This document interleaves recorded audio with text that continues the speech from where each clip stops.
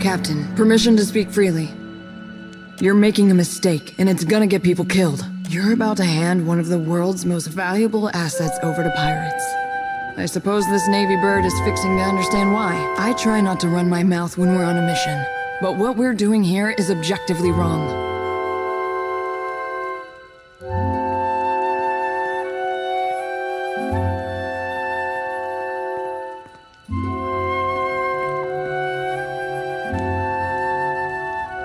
Wish I could see things your way, Captain. I've gone this far with you, but I'm thinking this is where we part ways. Don't you go making this any harder.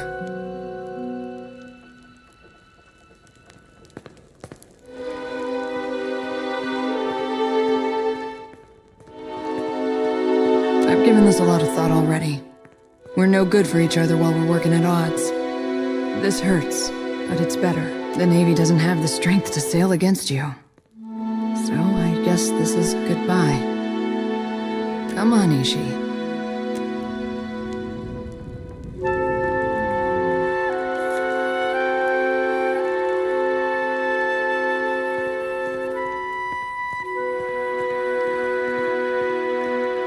Not a problem.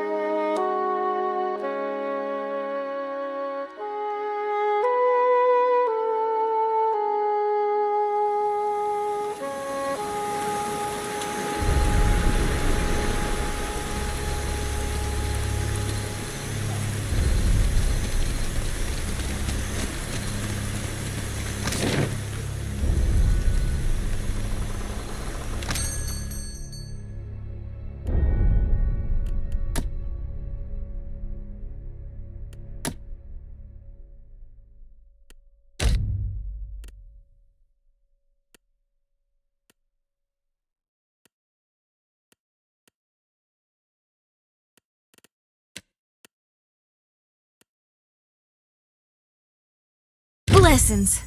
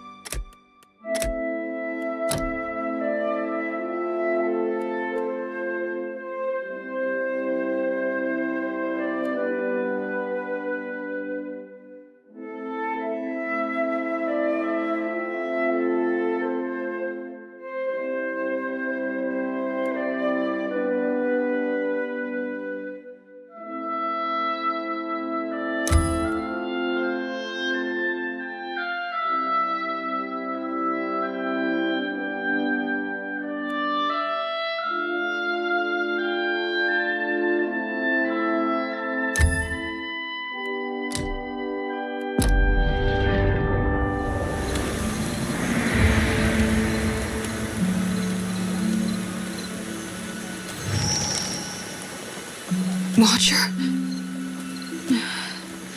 It's nothing but awakened terror. Soon to pass. You may want to aim away from our Watcher there if it's gonna pass out of your mouth. Sorry. I know you're going through something there. You could call it something, all right.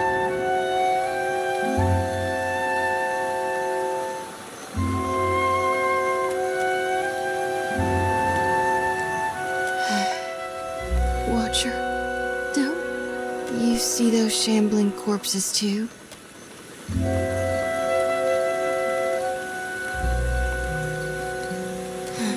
Figured it was a long shot. But I know you see things others don't, so I thought... Hoped you think I'd have learned by now. Hope's just a false light. I see a body of stitched together parts and flayed flesh. It's got 3 heads and 4 stretched limbs. On each of its heads curves 3 white horns from above 3 blind eyes. The beast is big as a mountain, and shambling toward us beneath the sun turned black as slow. I know it ain't really there. Lately, it's been getting worse. Some nights I wake sweaty and shaking. Other times, I'm already awake. I got my eyes wide open, staring down the darkness, watching one lantern after another flickering out. And every soul looks so ripe, darn near rotten with the need for reaping.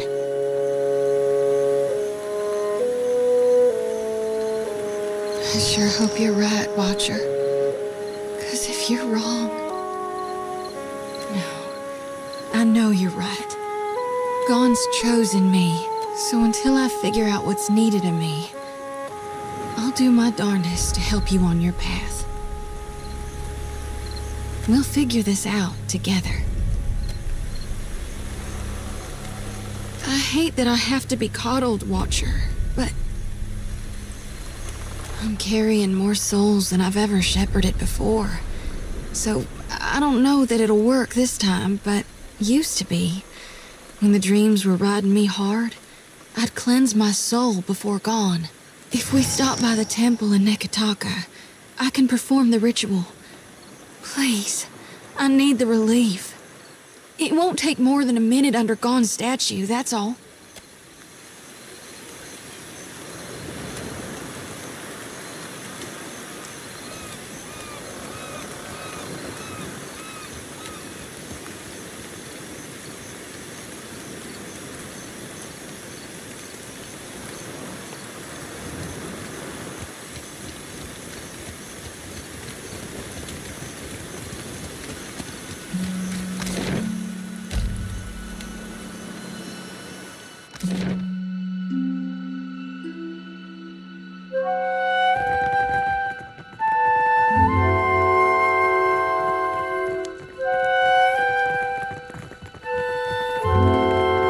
Casita?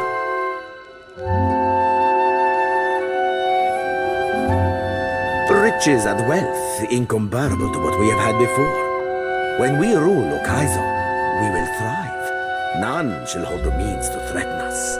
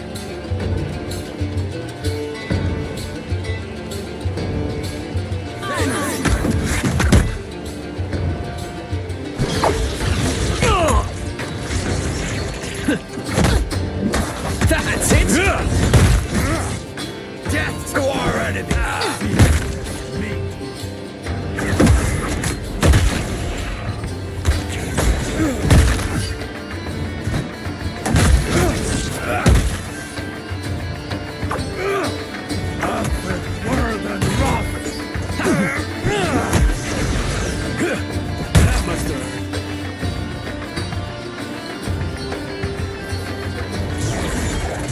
Need a hand?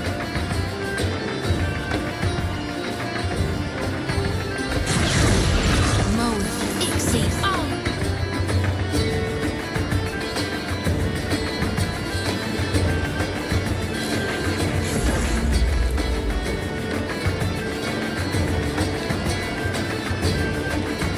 Love beyond seek. That's how it's done.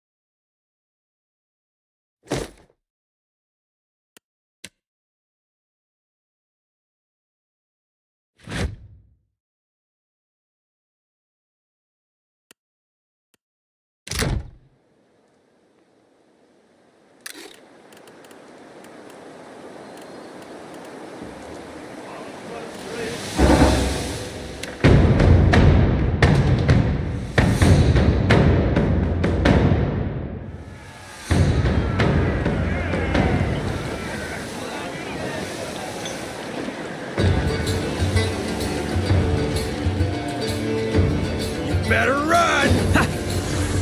That's it! Take this!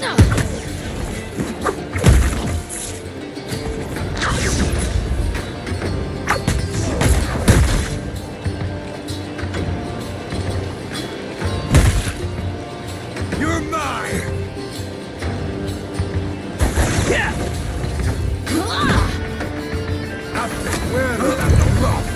Mode exit on.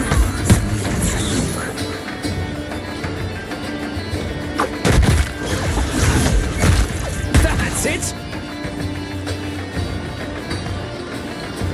Throw rock turn!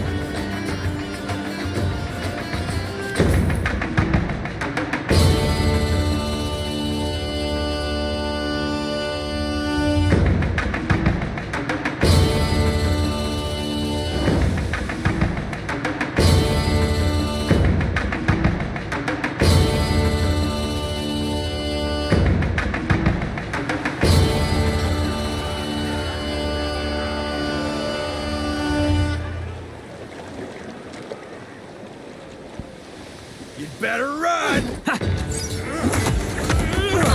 Should have run. Mode exit on. Yeah!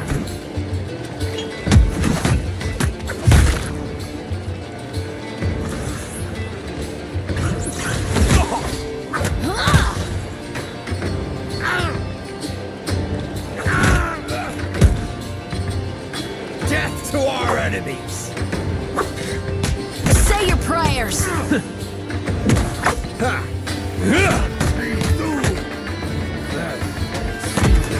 Me too. Then, damn it all! You're mine!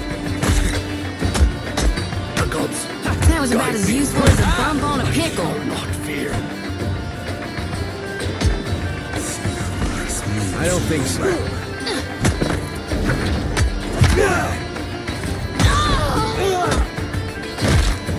Mode exit on.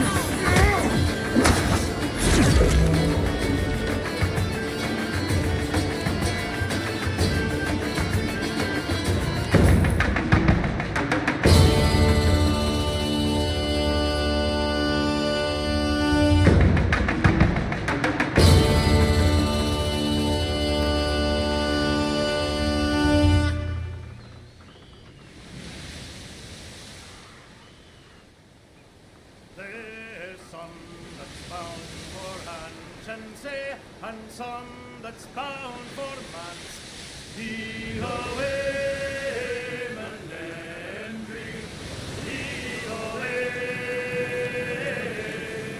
And some that spawn for Enoch Bay to teach them ways to dance.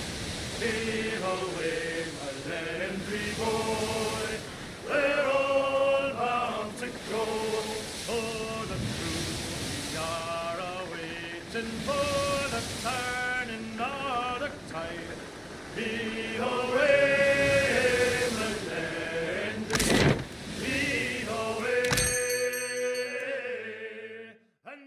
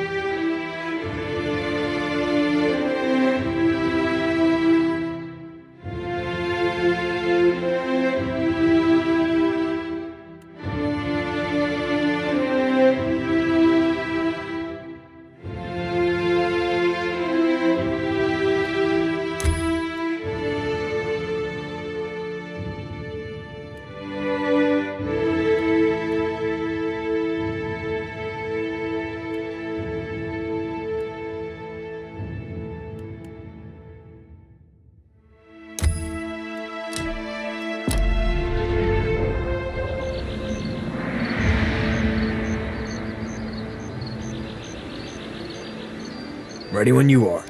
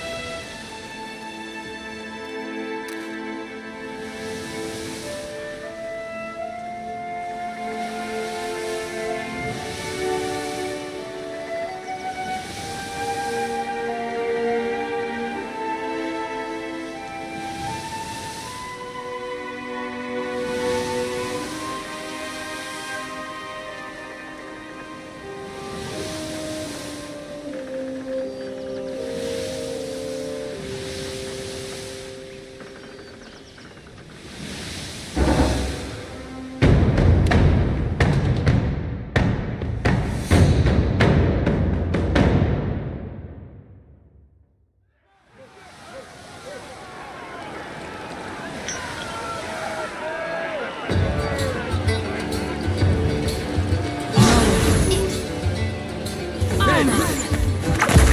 Attack, Cap. Beyond seek. How may I help? This fight is mine. Ready when you are. I'm here. Me too. Need a hand? And there. That order's too tall. You're mine. Take this. Ain't you got the decency to die? Lava beyond seek.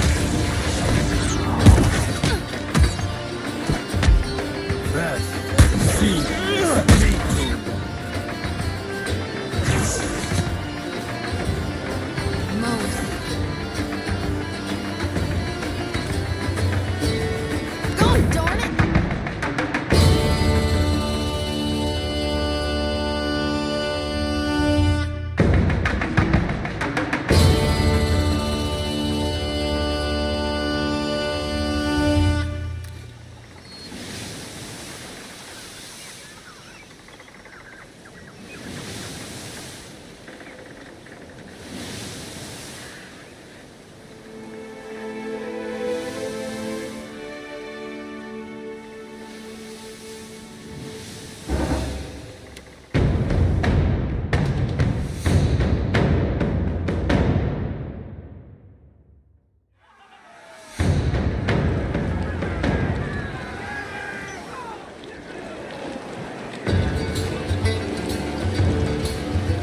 Death to our enemies. Easy. Honor.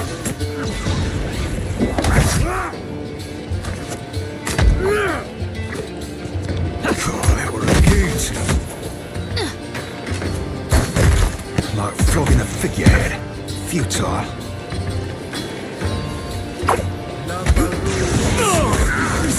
How you like that? Better run! Yeah, turn! That's it!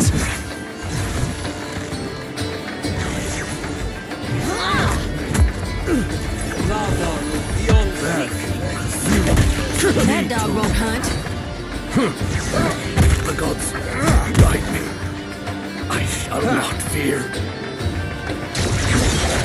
Need a hand?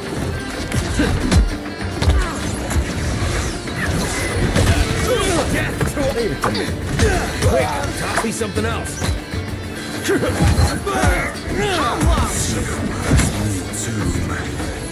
No fixie on Yeah.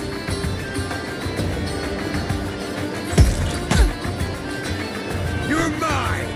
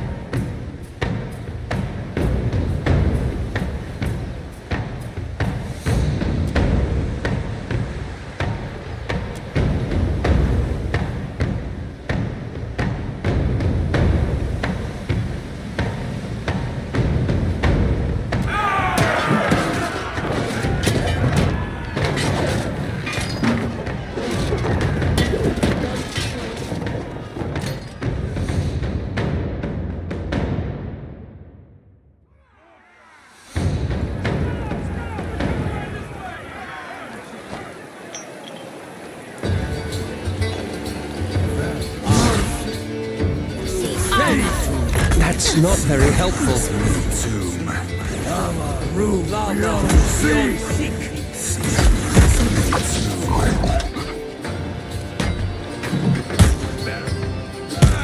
That would be a no.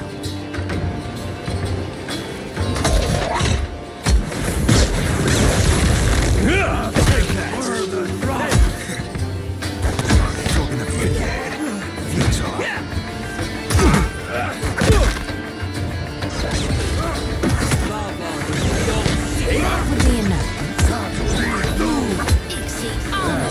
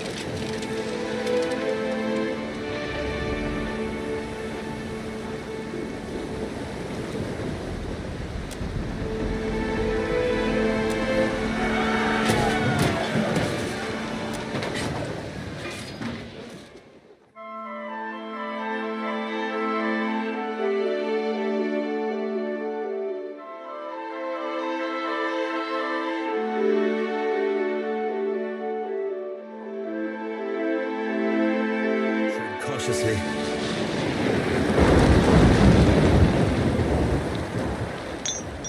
You're mine! Could be a fight. Zoom.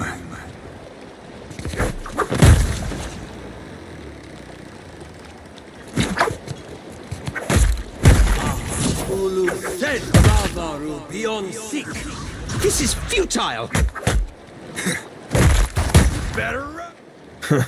No. Yeah! Cooked that up, didn't I? Take that! Ha!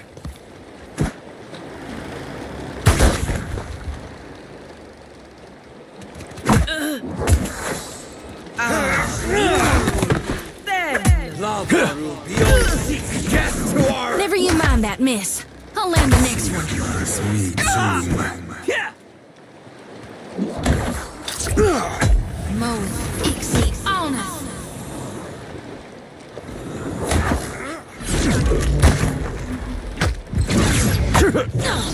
Ready when you are.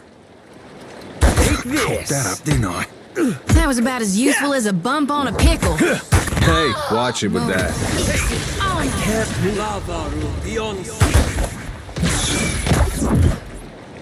There's about taxed to my limit. Like... In a figurehead. Futile. Ready when you are. Ha! This won't hold me for long. It's me too, man.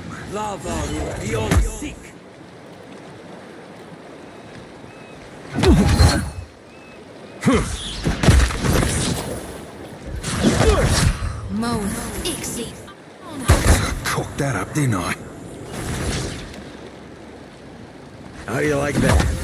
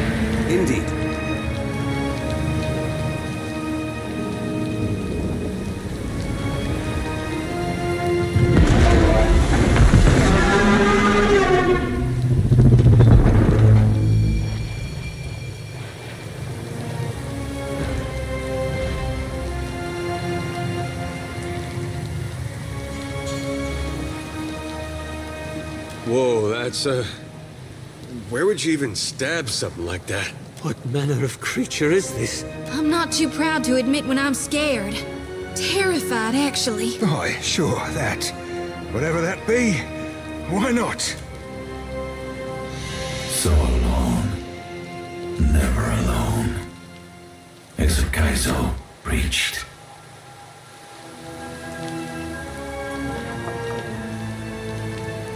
We're the gates of Akaizo. We guard the silence of Akaizo.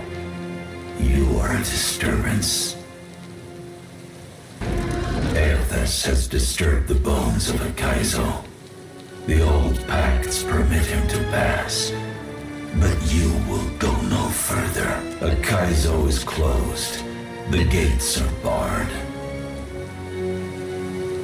Our covenant with the Old Ones does not forbid question. The living were meant to forget Ukaizo. Nothing can be gained of remembering it.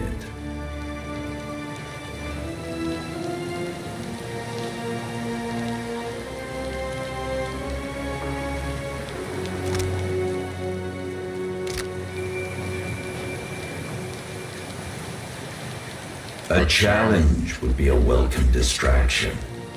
Take your reprieve, doomed one. The chosen people of the Deadfire called Akaizo home. The outsiders were their contemporaries, full of wisdom, ingenuity, and terrifying ambition.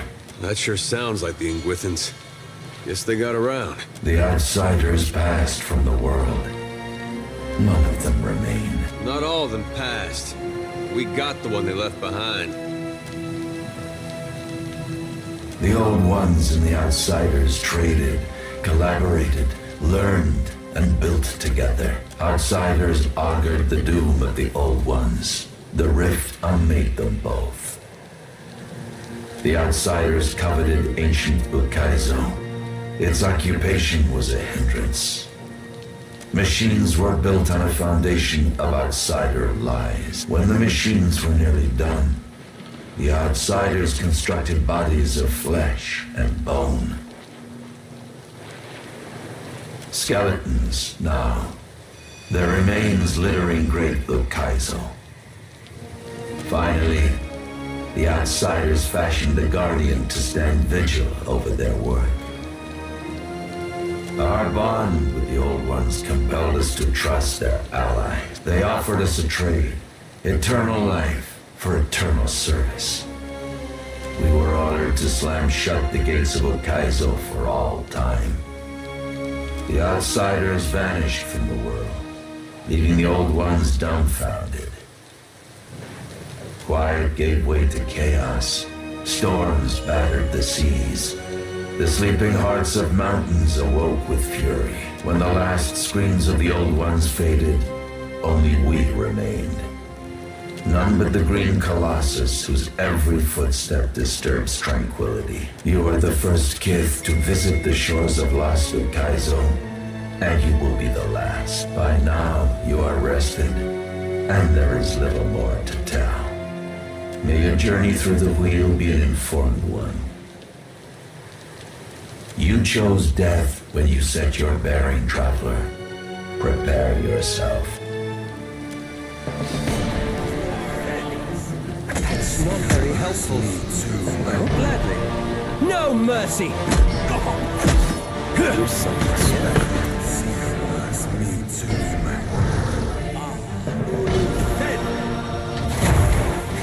Hey, that wasn't that bad.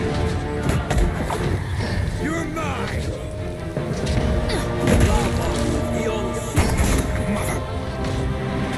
Nuh-uh, didn't work. I shall deal with this one. Mo, Ixie, Alma.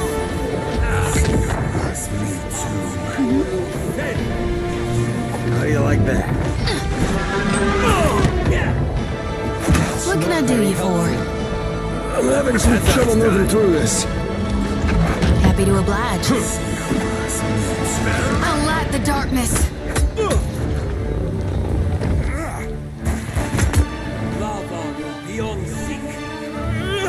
That dog won't hunt.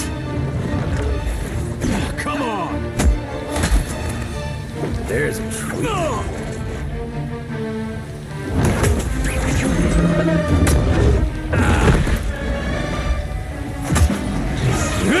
This thing isn't doing the job.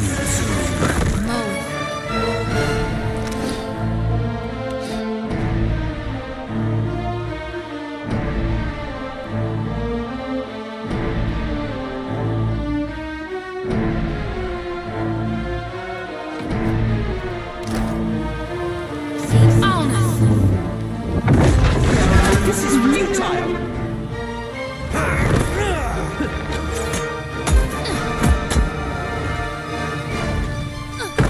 Alright. Darkness flow. Happy to oblige. Yeah. This weapon's no good to me.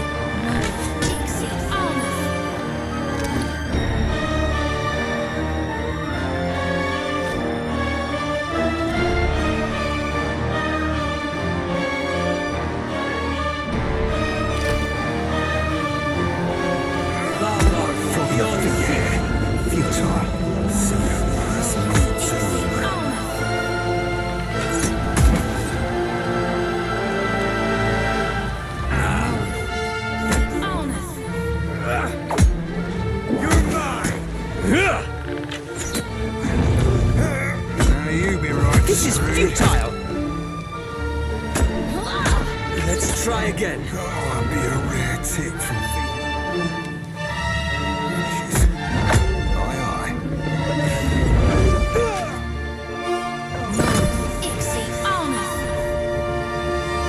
Aye, Better try something else. aye. Bulging ball back. I'll be seeing you soon.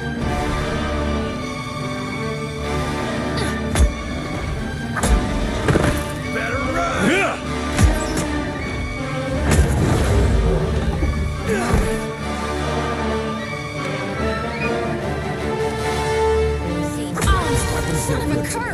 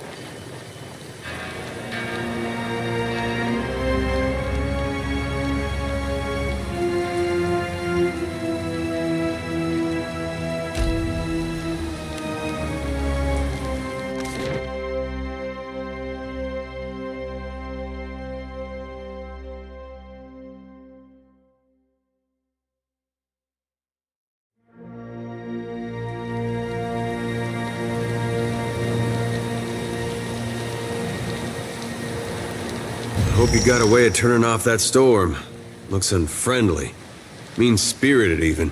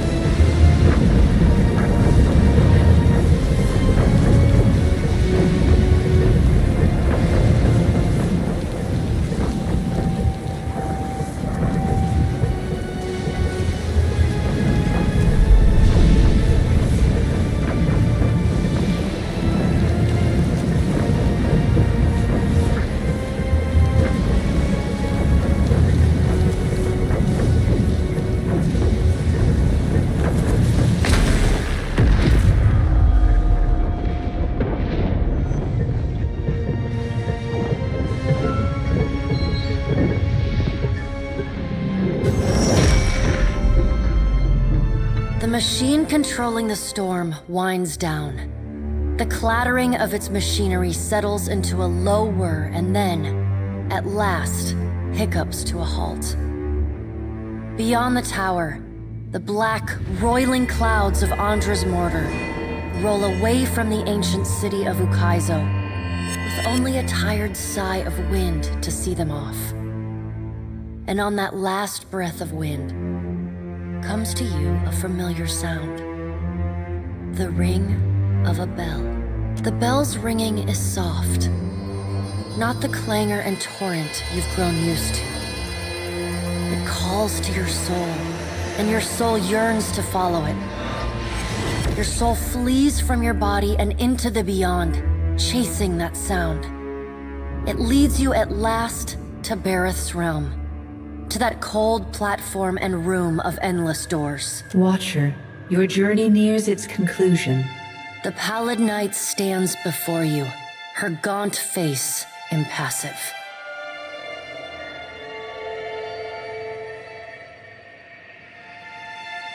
Free of your duty to me, perhaps, but mine is not the only tie that binds you. You have gathered quite a few since we first spoke. Soon you will confront Aethys for what will likely be the final time, and you will do so as the Herald of Bareth, the only creature on the face of Eora to whom he will listen. Remember that. The pallid night inclines her head to you, black hair hanging lank in her face. She steps back and cedes the floor to Helia with a small, resigned sigh. If Aethys truly intends to go through with his mad plan to destroy the Wheel, a generation's worth of souls will be trapped in the in-between. So many would suffer. How can Aethys be so cruel? He cannot just abandon them. Aethys must help the Kith find a quick solution. Abaddon strides forward.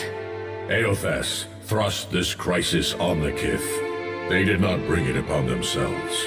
Their only mistake was entrusting us to watch over them. Who will help them rebuild their world now? Aethys will reveal every secret of the gods. Will Kith be able to change the established order if they have no wonder to inspire them? Aethys must help them resolve this quickly, lest every one of Eora's few remaining mysteries be laid plain.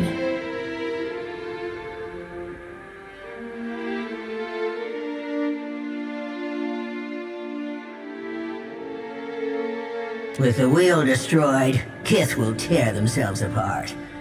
It is the gods' duty to prevent that happening, lest they doom us all. And as Kith must be ruled, so too must the gods.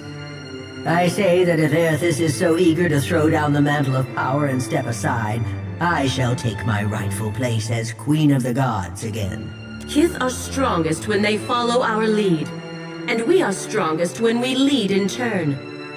United in purpose with the gods, Kith can accomplish things that without us, they could never have even begun. They must be shown their boundaries to surpass them. Kith will not solve Aethys' puzzle on their own. And without an established order to fight against, the bonds that bind them dissolve, and they fight amongst themselves. Boudica's firm hand is but the motherly smothering of Helia by another name.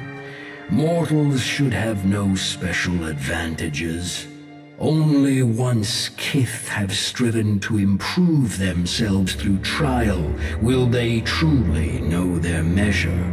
Kith must suffer to find their strength if they are to survive the world into which Aethys drags them. Our intervention in your struggle would be a cruelty and counter to our purpose.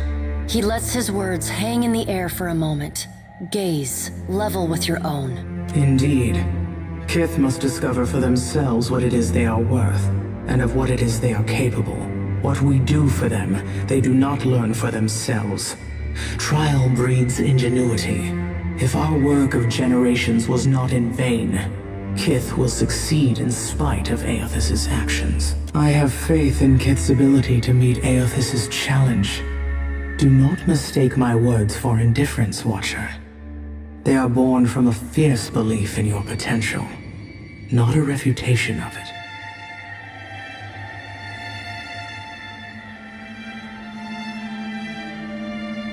Magran is blinded by her affection for mortals.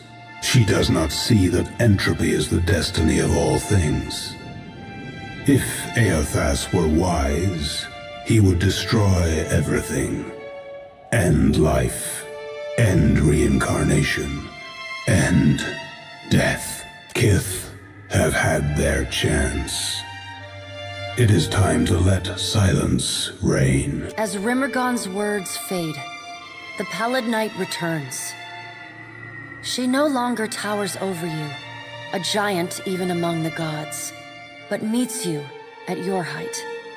She lets the arms crossed over her chest fall to her sides.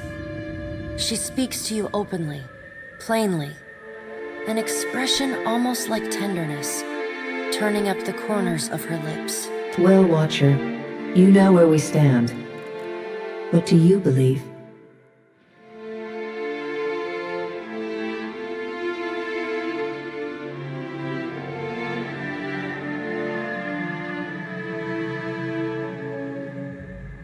The Pallid Knight raises one dark eyebrow. I did not conjure the wheel as you know it now from the air. He was built slowly, with great deliberation by Kith. It is as much your wheel as mine. Now the time has come for us to part, Watcher. I laid upon you a difficult duty, and I know you desire to be free of it. You will be in time, but not now. You have work to do yet. You are no stranger to hard choices. You killed Theos, and when his soul was laid bare before you, you chose to return it to the wheel. You made his memory his penance. Remember the strength it took to make that choice, and know that you alone may sway Aethys now. When you stand before him, choose your words carefully. The gods depart one by one in brooding silence.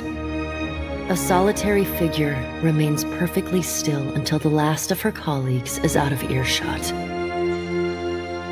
Boudica peers down at you, a triumphant grin splitting her weathered features. Bareth is a fool if she thinks I'll let her enjoy the last word. You are trusted with a heavy responsibility, Watcher. Speaking for mortals, and representing their interests in the future to come.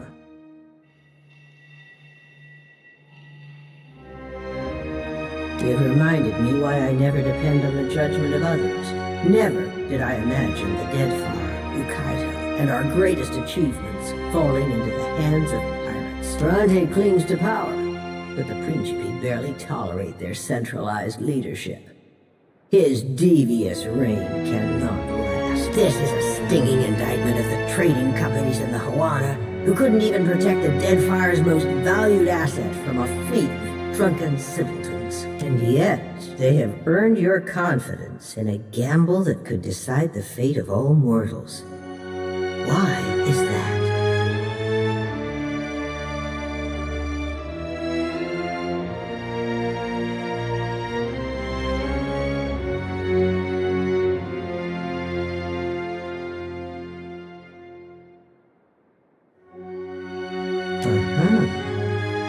Consider my curiosity appeased.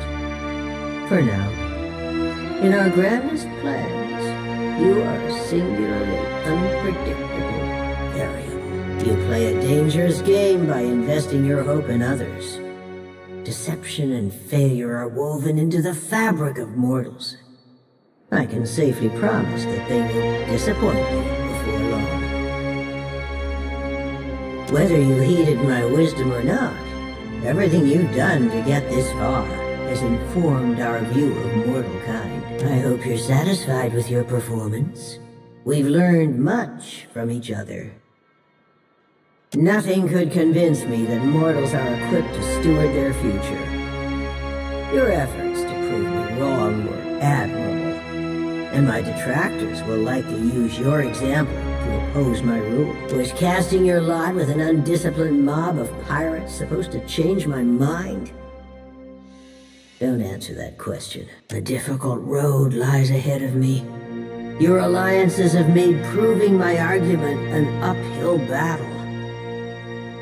Well done, I suppose. Aethys will no doubt have a sunnier outlook on mortals and their chances of success. He already has everything he wants, so go and listen to his empty-headed idealism. The rest of us will be sharpening our blades, preparing for the future he lays out for us.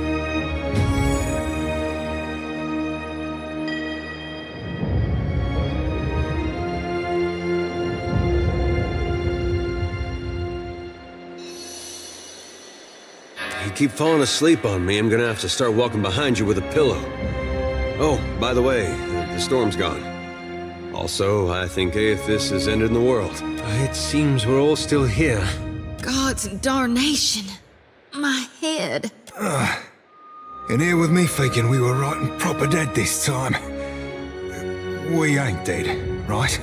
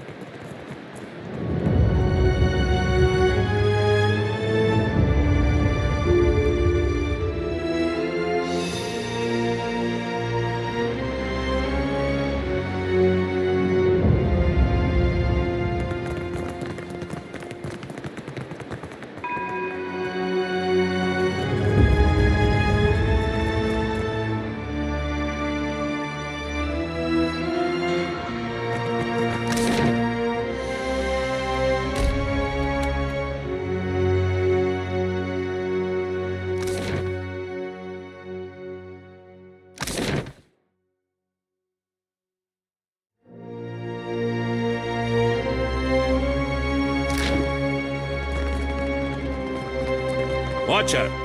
I suspected you'd be trouble the day I heard your name, sweeping in like something out of the theater. If only I had found you first. We might have done such great things together. No matter. I have little time to waste on regrets. You have always known where my loyalties are, Watcher. It is a shame it had to come to this.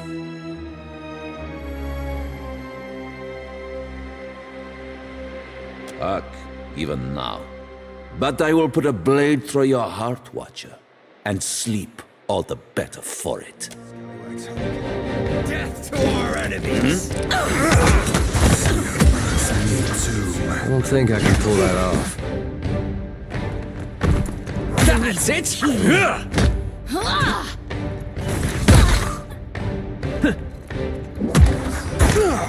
That hardly seems fair. This is futile! Me too, man.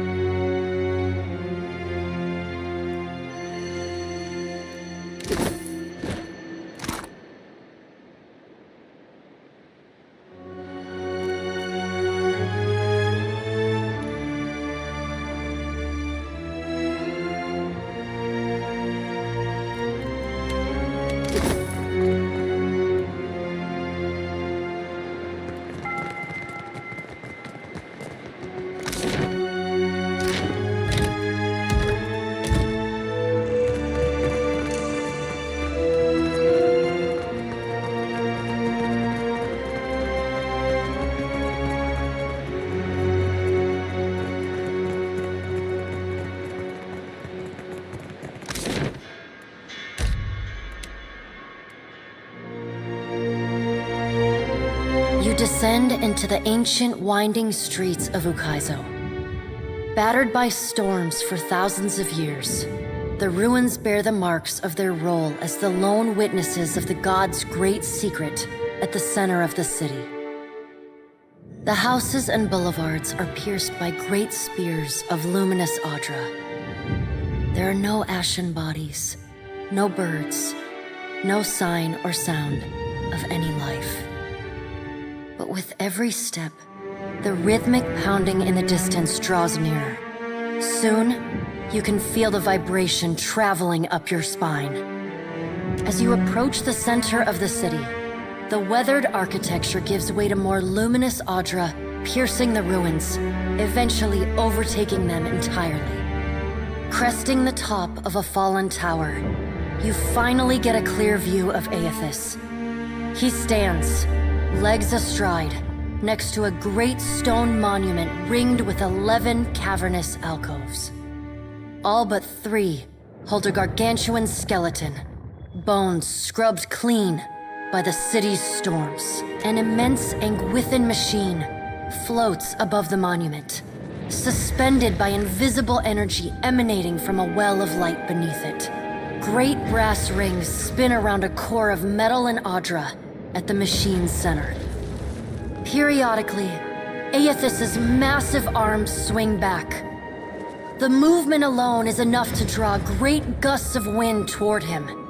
When they come down on the machine, the impacts are accompanied by eruptions of electricity, fire, and smoke.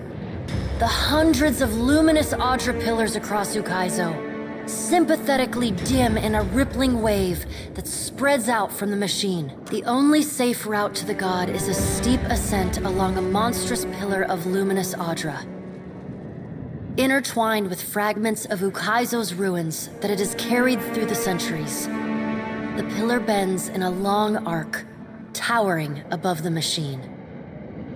The pillar levels out near Aethys's head, a silent observer to the destruction of the machine it has grown beside over thousands of years.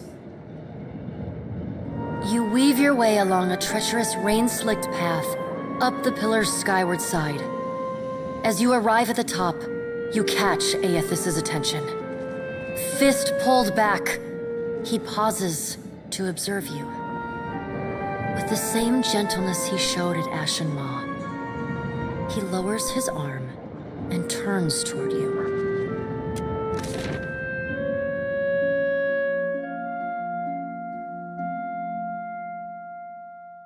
Strange to see Ukaizo in this way.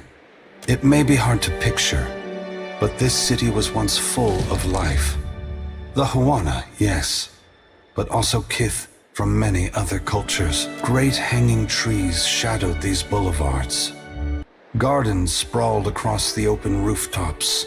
Each spring, a festival procession would wind its way from the hillside into this valley. The celebrants would pass through a steep walk among the stalls of foreign merchants, flowers falling upon them from all sides, all people of all nations, together in a celebration of new life. Such was the power and beauty of lost Ukaizo. If we don't fix this mess you're about to cause, the whole world is gonna look this bad. I mean, it's a mighty heavy load you're putting on our shoulders. I just hope we can carry it. As long as there are people like you in this world, Adair, I truly do. This power has always been in the grasp of mortals. Now you will finally be aware of it. Now you will be able to decide what to do with it. Gon, please, I'm begging you. What do I do following this? How am I to best serve those still living? To improve our future chances of survival? The Deadfire and the Eastern Reach are full of animancers. Women and men with brilliant minds who can solve this great problem. They will also need people with brilliant souls, like you, Shodi. People who can tend to the spiritual needs of the world in a time of fear and desperation. Remember, the flame you bear is not only light, but warmth. Provide comfort to all who need it. I ain't never chatted up a god before. Feel like I should be asking something profound and philosophical. And yet, thing I'd be wanting to know, what be stopping the other gods from coming down and just setting their shit back straight? And then you breaking it again. This be our new tides, then, all up and down, over and over, till the sea drowns us all? A wise question, Seraphim. Have no doubt, some of the gods are already trying to figure out a way to fix this on their own. It is not beyond their capabilities. After all, we made these machines with the Huana many years ago. But it is not something they can do easily. Not without mortal assistance. It will be for mortals to decide if they should receive it. What right do you have to do this? Destroy the wheel and leave us with nothing? Without even knowing what will come next? Aloth, we are all gods and mortals, responsible for our own actions. But inaction carries its own moral responsibility. It is a burden I have carried for far too long. One must always do as their conscience dictates, even if that means abdicating a position of power. But what of you, Watcher? Why have you followed me? Have you come to bear witness to the breaking of the wheel?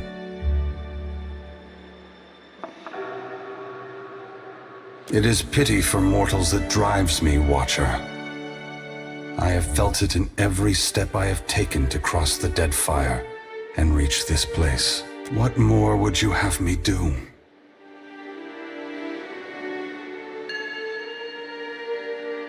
It is true. While the eventual restoration of the wheel will bring them relief, they will suffer until that time comes. Thank you for making me think of the lost souls, Watcher. I will provide a haven for them after my work here is finished. Indulge me in a moment's curiosity. There is something I wish to know about Eora, about Kith. You followed me all this way, dodging an armada, navigating an impenetrable wall of storms, voyaging across uncharted seas, besting a guardian who existed to bar your trespass. with the machinations of gods echoing in your ears, all the while trusting in the institutions of Kith to get you this far, and earning their trust in turn. Whatever else happens this day, that much is remarkable. I believe that mortals possess the strength to collaborate and shape a future of their own design. Not all of my brothers and sisters agree. By relying on others and coming together in a time of crisis, you illustrate my point. The gods will witness you and question their assumptions about how responsible, empathetic, and sophisticated mortals can be. What inspired your decision, Watcher? Did the choice echo your foundational beliefs? Or were you influenced by observation?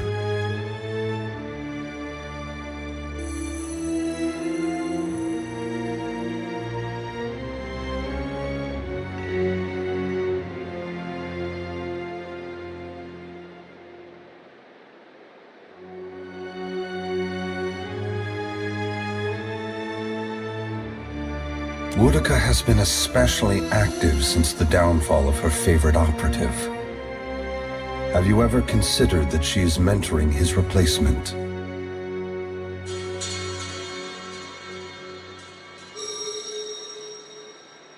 My brothers and sisters never act when the gains are strictly short-term. If Boudica's shadow has fallen upon you, that can only mean she recognizes your potential to further her ambition. I thank you for your perspective. Yours is not the only opinion that concerns me, but for the moment, it offers much to consider. All I ever wanted for mortals was growth, transformation. Once, my brothers and sisters shared this goal. Some have forgotten themselves, giving into fatalism or tyranny. Others have succumbed to apathy. It brings me great sorrow that crisis is the only way to set the future in motion. Would that I could pass the responsibility of heralding your darkest hour to another. Never forget that trust and coordination between mortals brought you to this place. Your future is built on a foundation of hope, and you have laid the first stone.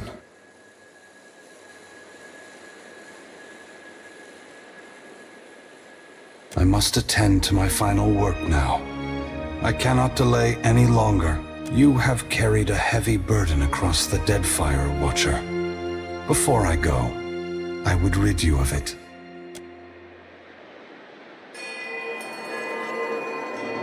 You are free now. As free as any of us can be. Many will come to you for help in the years ahead. Animancers, priests, even the gods themselves. I have great hope for you, but always remember that your future is for you to decide. Use your freedom well. Aethys squares himself to the machine. As you move to a safe distance, he draws his fist back and resumes his assault. The blows rain down with increased fervor, but the machine perseveres in spite of his efforts. Spreading his arms wide, Aethys draws power from the luminous Audra clustered around the valley. The energy courses through his body, limbs overflowing with intense light and waves of heat. He returns to his task, each strike bringing with it the sound of cracking stone and twisting metal, the flickering of luminous Audra across Ukaizo. As the ancient machine finally begins to succumb to his strength, so too does Aethys's body, built to withstand the passage of thousands of years. The great Audra statue has finally been pushed beyond its limits. Cracks appear along the hands, then race up the arms. Aethys does not slow his assault, but continues unabated. Its brass rings twisted, the machine spins erratically but withstands the relentless barrage. Aethys stands astride it and pummels the base of the machine. Soul energy begins to flare out from the machine's heart, warping the air with the intense heat. Aethys drives his right fist into the machine's center, the core of Metal and Audra. The god lets out a deafening shout, something between a cry of anguish and a roar of exultation. You see Aethys' arm shatter upward from his hand through his elbow. A flash of light and heat bursts from the core, accompanied by a cacophony of destruction. The moment passes as Aethys' shout echoes throughout the valley. Your eyes begin to recover. The god's work is accomplished. The great machine of Ukaizo has been destroyed. The wheel has been unmade. As Aethys' voice fades, the enormity of what you've accomplished sinks in.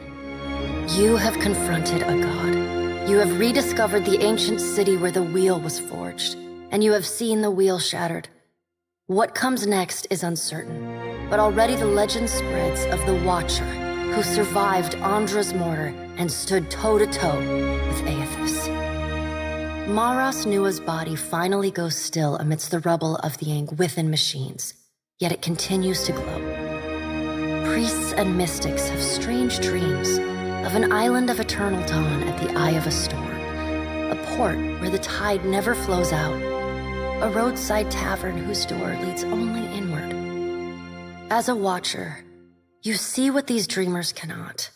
The souls of the departed drifting toward the Audra Colossus and the twilit afterlife within. Whether it is a temporary haven or a permanent end will depend on what the Kith of Eora are able to accomplish on their own. And while Maras Nua stands frozen over Ukaizo, the gods look on the labors of Kith, but they do not intervene. They watch and argue, wager and conjecture at how or whether mortals will solve the puzzle set before them. Under Ferrante's guidance, the Principi Sen Petrena lay claim to Ukaizo and begin the difficult work of nation building. They establish a formal government around the Consuelo Mes Casitas and learn to cultivate and trade for the resources they once seized and stole. Their neighbors in the archipelago are initially reluctant to accept them, but given the ample protection that Andra's Spire affords Ukaizo, they have little choice. The Valian Trading Company and the Royal Deadfire Company continue trading in the region, though they're now forced to pay tariffs to the very pirates who once robbed them. Rauatai enjoys a respite from the storms, though the Principi's control of Andra's Spire remains a constant threat. Demoralized by the loss of Ukaizo, the Huana tribes fragment further. All of Queen Onikaza's work to unify her people falls apart, and foreign traders openly flout the decrees of the Kahanga crown. Port Mage remains stable despite the changes at work in Deadfire. Governor Clario and Storm Speaker Ikawa work together to shore up their defenses against the Principi and to petition the Valian Trading Company for additional funding. Thanks to their joint efforts, Port Mage becomes a bastion of security and prosperity in the southern archipelago. As the balance of power changes in Deadfire, so too does Nekataka transform. Pirates, smugglers, and other criminals flow into the city, openly flouting its laws. Largely forgotten amidst more prominent concerns, the Gullet continues to be a miserable place, especially for those Raparo who flee to Nekataka seeking a haven amidst the turmoil. For them, the Grand City is a promise cruelly broken. The Watershapers Guild is allowed to remain in Nekataka. Its members continue their arcane art and dream of finding the ancient secrets of their practice. Your brief encounter with Letharn proves deeply influential for the children of the Dawnstars. He comes to recognize his nightmares and the scene at Hisongo as Aethys' final warning to his people. Unite in strength and faith, or perish forever. As word of Aethys' deeds at Ukaizo spreads, his fellow Dawnstars take this message to heart. The children of the Dawnstars respond to Aethys' sacrifice by taking up the lanterns and sickles of the Harvesters of Gone. They become pilgrims of essence, gathering souls across Aora and ferrying them to the haven within the Adra Colossus. Others will repair or rebuild the wheel one day. In the meantime, the Dawn Stars will care for the souls of the dead. The Adra at Pokakohara is restored, but the rumored Valian Trading Company post never comes to Tikawara. Torn between waiting and seeking better fortunes elsewhere, the tribe gradually scatters and fragments. To the misfortune of many, a group of slavers remains entrenched on Crooksburg. While they profit off the misery of Kith, no one is able to stop them. Ships continue to disappear at the southeastern fringe of the archipelago, and stories circulate of a colony of vampires and gulls preying on their crews. The Dead Flow, an iceberg in the southern sea, continues to grow unchecked. As the ice spreads, so too do wild tales of a hideous dragon rampaging across the Deadfire. Word spreads of the primal island of Kazuwari, once home to an arena that hosted bloody competitions and fearsome ordeals. Wild tales whisper that the spilled blood attracted a terrible beast of scale and fang that slaughtered those gathered at the island before destroying the great enchanted statue that oversaw the island's trials. Absent its guiding voice, Kazuwari descends into anarchy. A vast monstrosity of tentacles and flesh erupts from the Black Isles in the eastern Deadfire, before vanishing into the depths. None know what drives the titanic beast, nor where it will appear next, or what destruction it might wreak when it rises. Though your adventures alter the destiny of Aora and the balance of power in Deadfire, they also leave a lasting mark on those who travel at your side. Your companions find themselves changed, in ways both big and small. In the days sailing back from Ukaizo, Adair keeps mostly to himself, reflecting upon the new, fragile existence his god has forced upon the world. He decides that if he knows one thing about the gods, it is that they are already plotting, and greater calamities will certainly follow. Ultimately, he chooses to remain with you on the Defiant, knowing if any mortal is to have the final word in a conflict with the gods, it will be the Watcher of Cadnua. Shodi is not a priestess who understands the meaning of subtlety.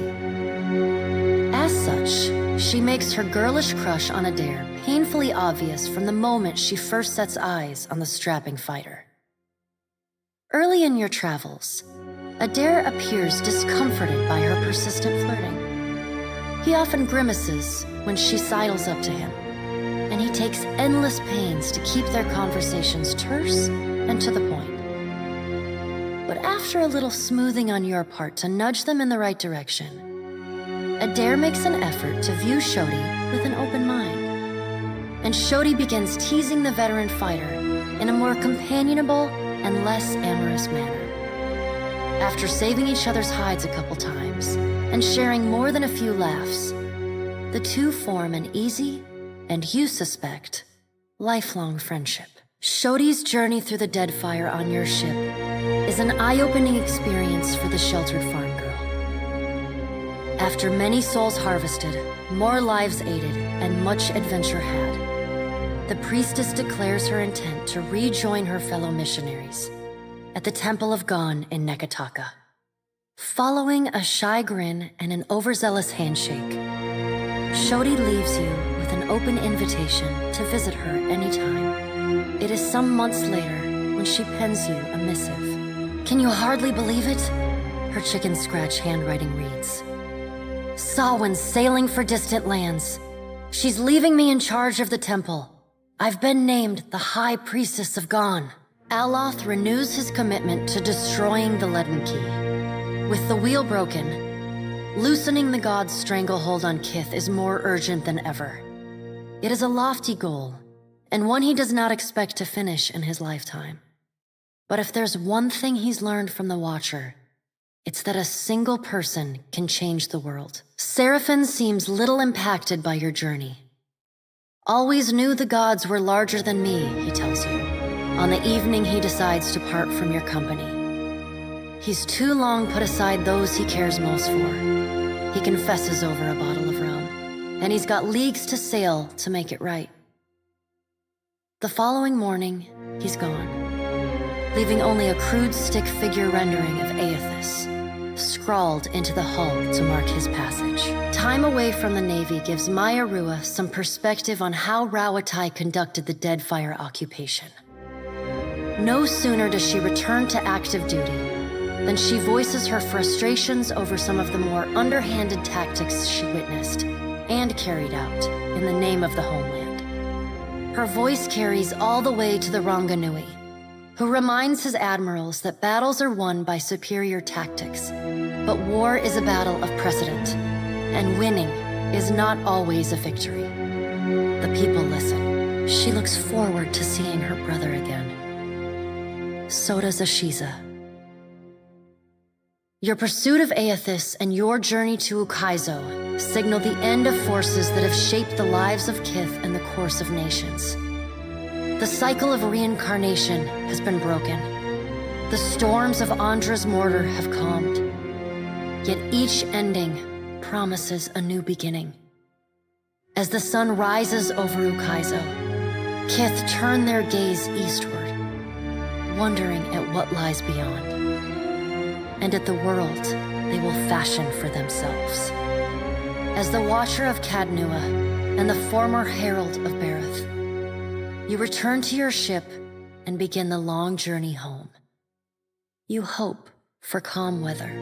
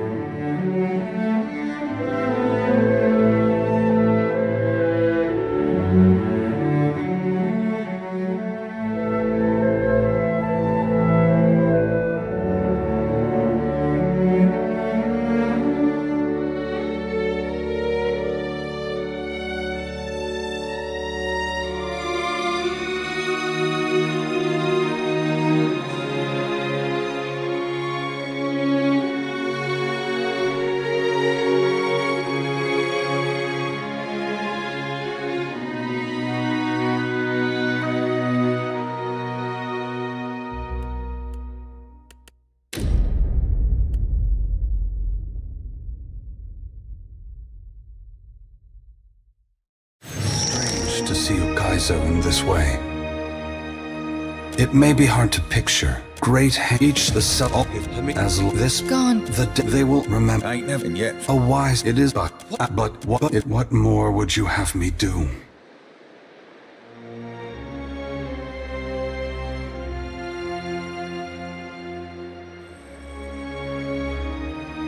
It is true. Thank you for making you best with all I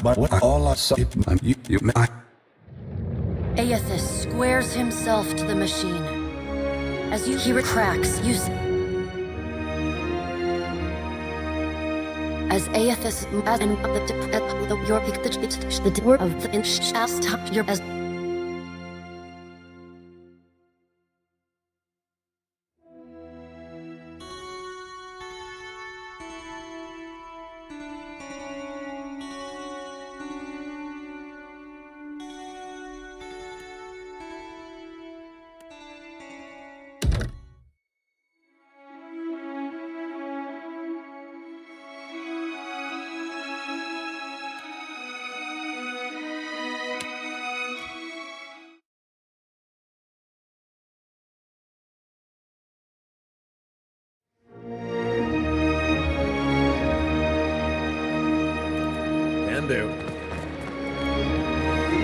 Watcher! I suspected you'd be trouble the day I heard your name. Sweep no... You... Huck. Could be a fight. Sorry, friend.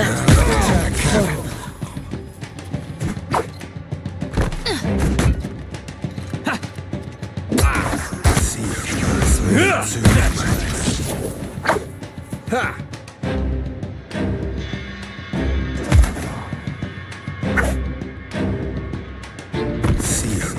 Me too, man.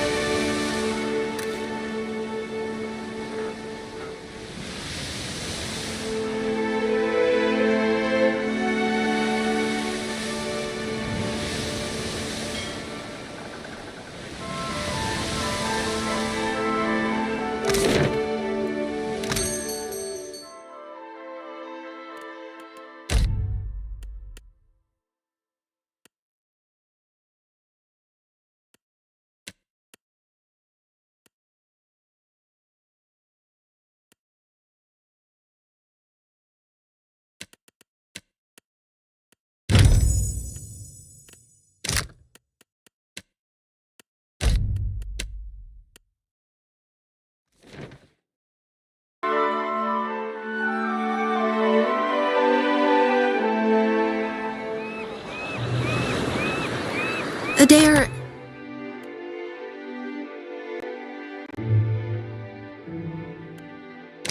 I get the feeling you don't like me much. Was it something I said? I think it was something I said.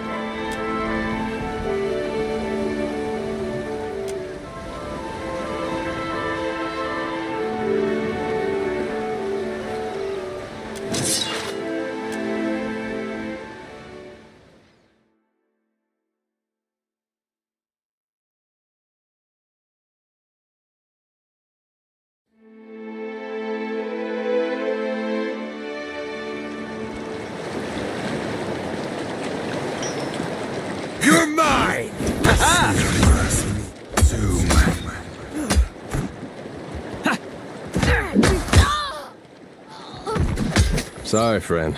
I can't. How do you like that?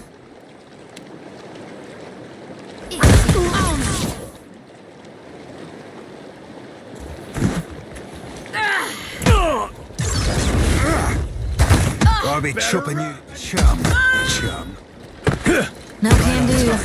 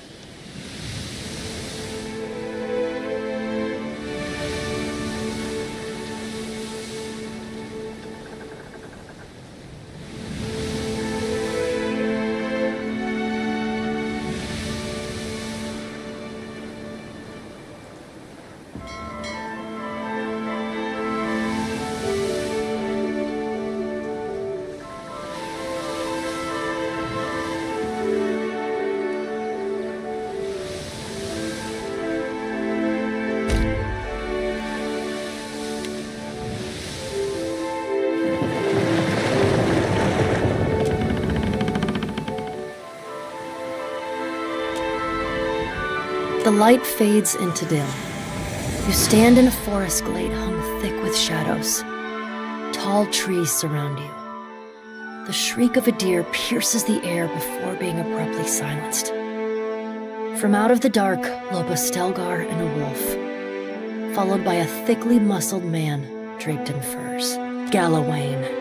Herald of Bareth, this place is not for you. Leave. I will warn you only once. If you tread upon my island, it will consume you.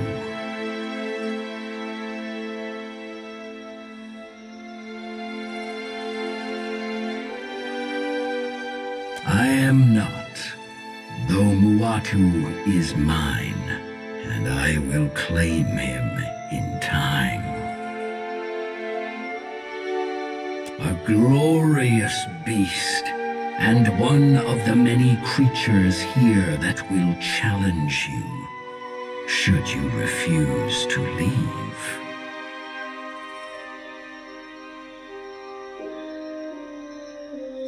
Consider it a strongly worded suggestion with consequences attached. I do not care to explain to Bareth why their favored watcher was torn to ribbons by my beasts.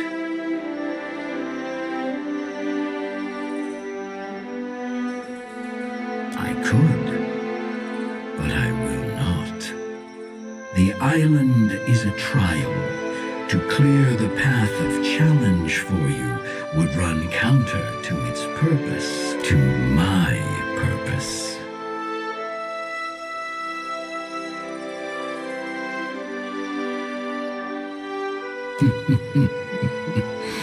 I have warned you. May aught that follows be on your head. With a sound like a thunderclap and a bright burst like lightning, the forest disappears, and you are thrust back into your body. You blink against the fading flash. When you can see again, you find your hands bloodless and aching, gripping the railing of your ship.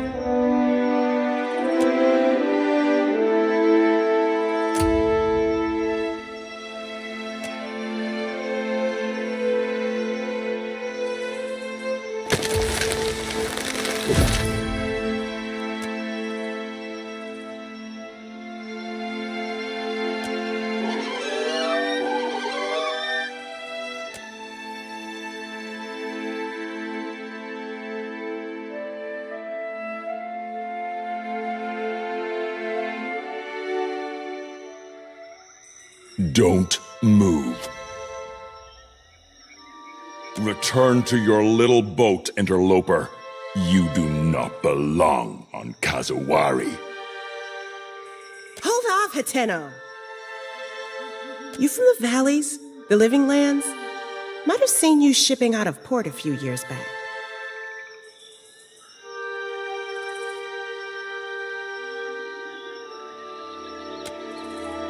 Shut your gaping trap, Shabale. Turn back now and count yourself lucky you aren't already dead.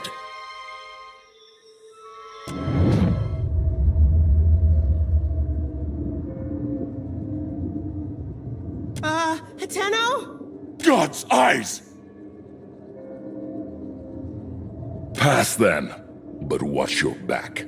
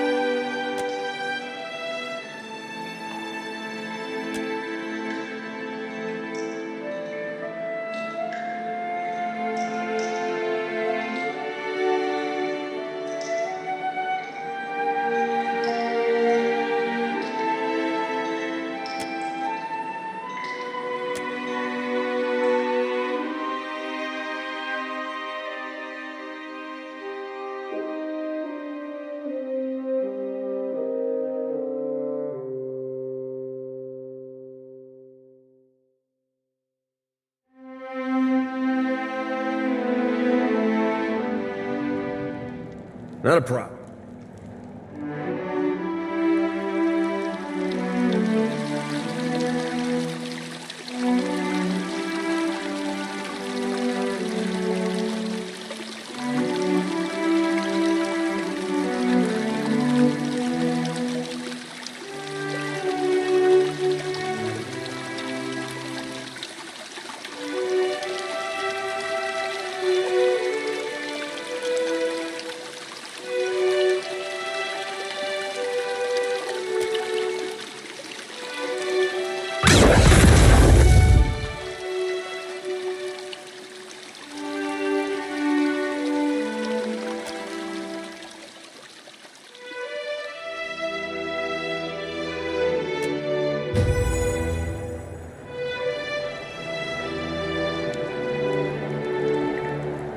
Done and done.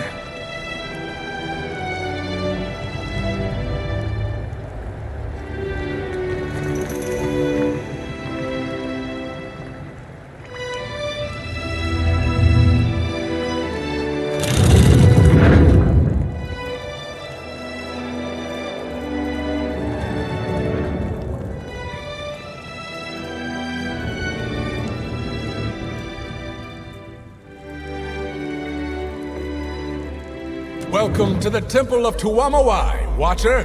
Home sweet home. Akira, the wall. What even is down there? Don't matter none. You're finally here is all. Crowd gets restless waiting.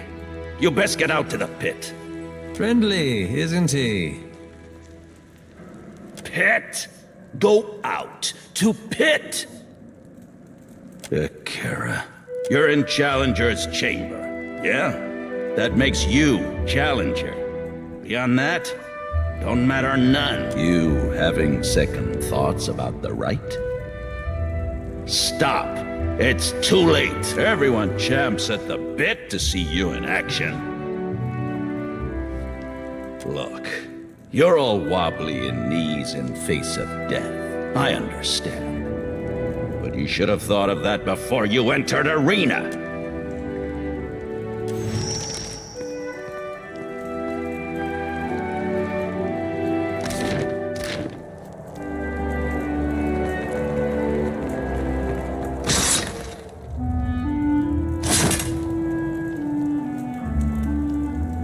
Consider it done.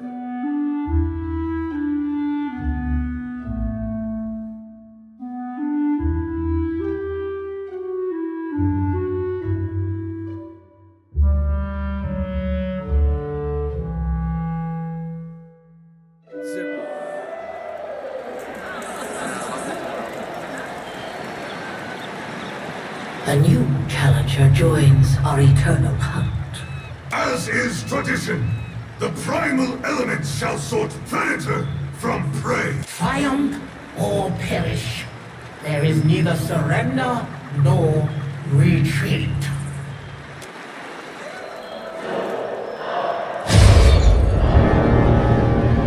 Don't go getting yourself burned.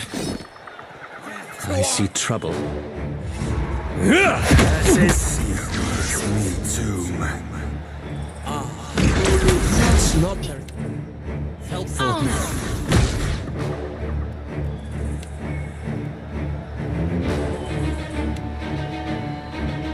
There's a treat. You better run! Where than Roth!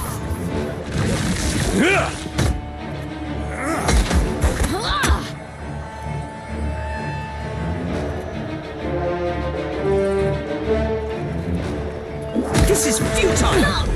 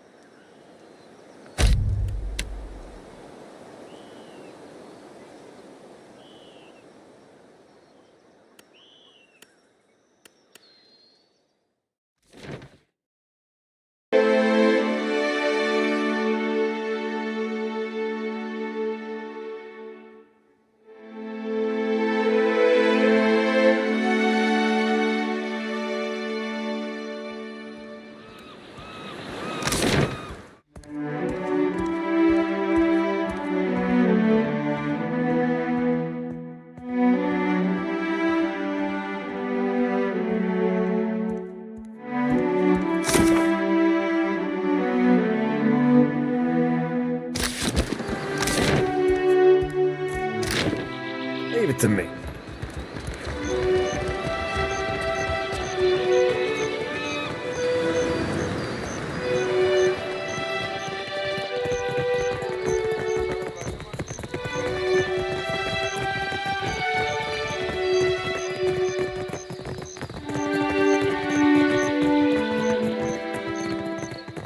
The Ranga Nui leads us, but he represents all of Rautai. Then must he put his name on everything? Christ, share.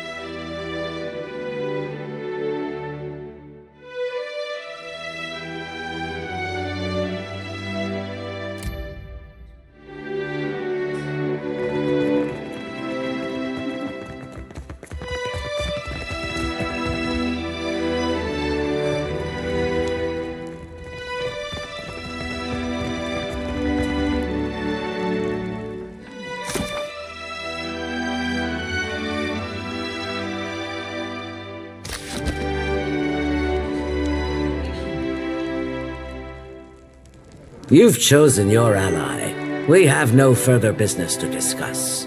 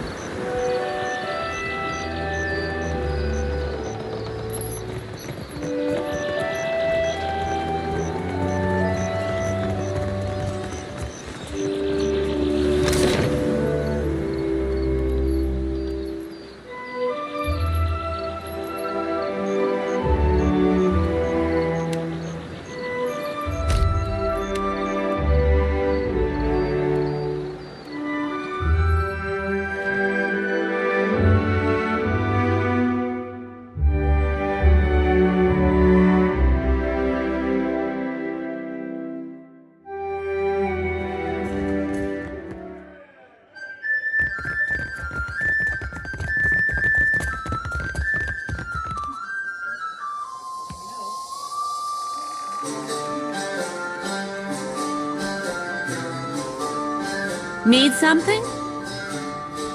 What you need?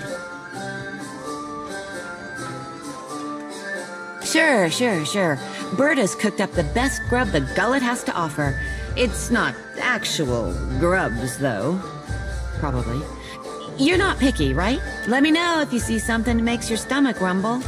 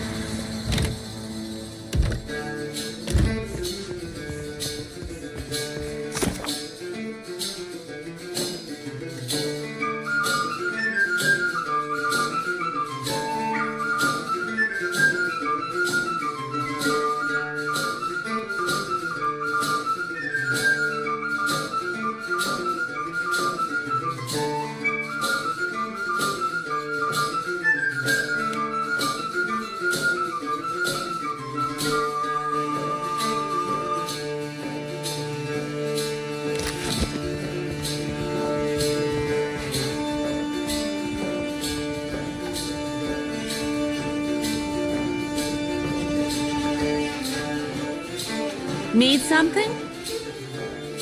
What you need? Sure, I know a few folks who need coin, and a couple of them can even hold their liquor.